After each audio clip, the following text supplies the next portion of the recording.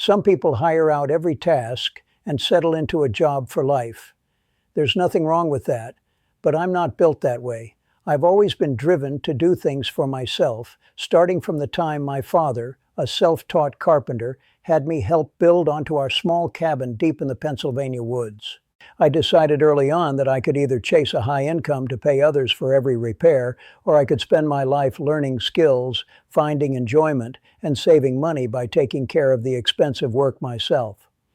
Yes, I made mistakes and bought tools only for single uses, but the ability to overhaul a car engine or fix a furnace on a cold weekend was priceless. I learned to repair my own cars and eventually became a paid field mechanic for large trucks, drag lines, and bulldozers. That was before the PC was invented, and I became a full-time writer with experience in a dozen areas to back up my writing. My hands-on independence extended to my passions. I loved the water, so in Boston I learned to sail, reading charts, navigating, predicting weather from minute to minute, and memorizing tide tables.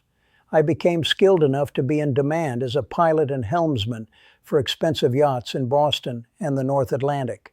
One weekend, I was asked to help sail a $250,000 racing yacht recently bought from the Coast Guard.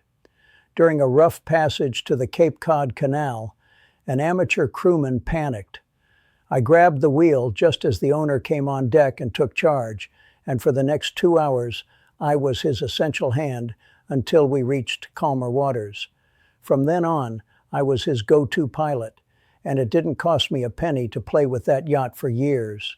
That philosophy of self-sufficiency permeated everything. I taught myself to be a locksmith, working as such for my first university and later a detective agency. For decades, I cooked every meal at home. Having worked in restaurants, I wouldn't eat out, and knowing what went into prepared supermarket food, I avoided processed ingredients. I bought flour by the bag, yeast by the pound, and hadn't touched a bagged loaf in decades. I even used a sous vide oven to tenderize the toughest cuts of meat. My entire life was defined by competence and control. Now, I have trouble getting from a recliner into a wheelchair.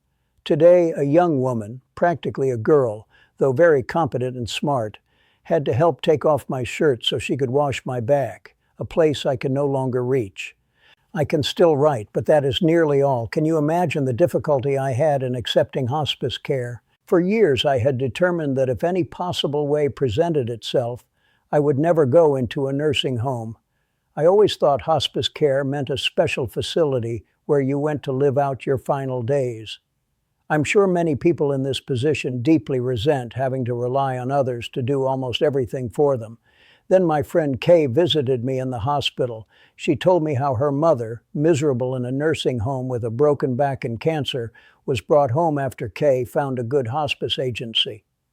They cover 5 counties in west central PA, moved her back home, installed a hospital bed with a crane, and provided scheduled and on-call care.